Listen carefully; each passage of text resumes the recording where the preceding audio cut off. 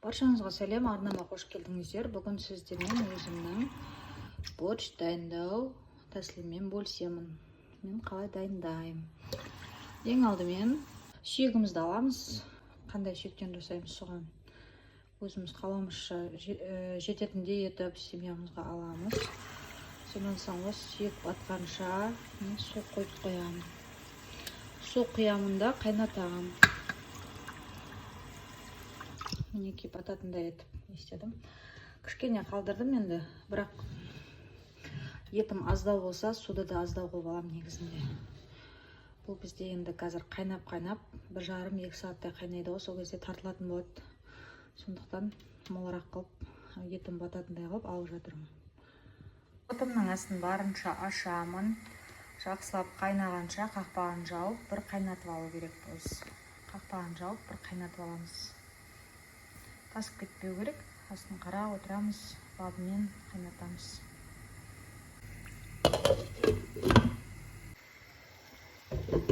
Мінекей осылай тарсылдап қайнап жатқан кезде біз көбігін аламыз. Мұнда көбіктерін бәрін алып тастаймыз.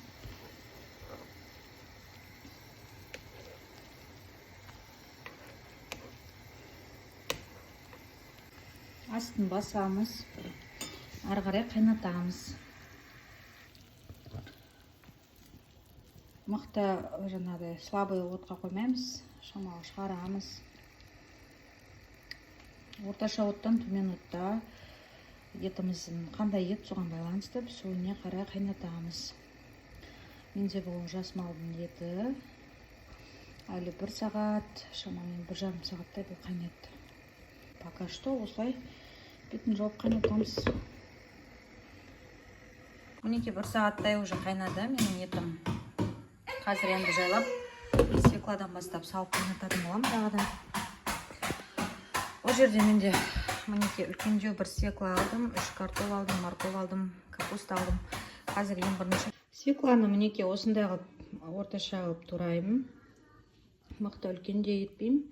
Жартысын мынандай қылып қазір теркадан өткіземін да шыжғыруға жіберем. Жартысын қайнап жатқан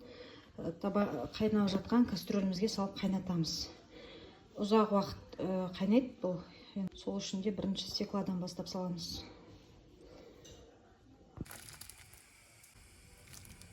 Мінекей достар, бізде бұл жерде жуа, морков, свекла барлығын жақсылап күштен өткізіп алдым. Қазір енді бірінші жуадан бастап салып, мінекей шығарылып майда, қызып жатқан майда шығарып аламын.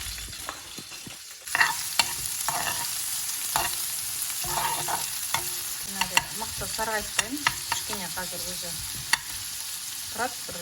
1-2 минуттан кейін морков пен свекланы саламын да қақпағын жауып бұқтырып шығарып аламыз. Жақсылап бұқтырамыз, бетін жауып. Қақпағымызға картопты саламыз. Және қырыққабатты саламыз. Бір қайнатып алып, астын басып қоямыз.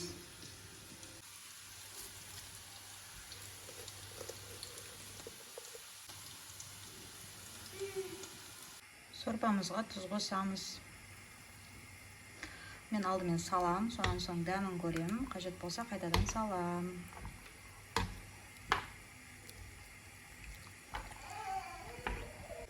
Мінекей тағы да осынша салып жатырмын. Мінекей достар, біздің шыжғырып дайындады. Свекламыз, морковымыз. Енді осыны біз сорпамызға қосатын боламыз.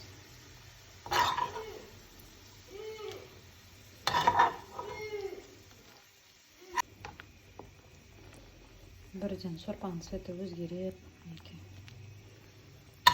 Барлығын қоса алайын. Достар, мінекей салдық. Сорпасы, тұзы барлығы маған ұнап тұр. Енді тұз қоспаймын. Енді бір 20 минут, жарты сағаттай әрі кетсе. Жарты сағаттай қайнатам. Свекланы қараймын. Свекла дайын болса, болды, барлығы да пісіп тұр деген сөз.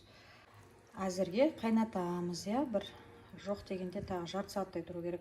Себебі свекла бізде қатты пісіп болмайды. Жарты сағаттай ұстаймыз жай отта. Достар, біздің свеклаларымыз пісуге дайын болып қалды. Енді біз аскөкпен, не деп айтатын еді қазақшасын, укроп пен петрушкамызды қосамыз. Кім бетіне қосқысы келеді, бетіне қосыңыздар. Әдемілік үшін бетіне де қосуға болады. Мен осылай тамаққа қосып жіберемін. Етімді түсіріп алдым. Ет қазір турап қоятын боламын. Соның соңында саламын.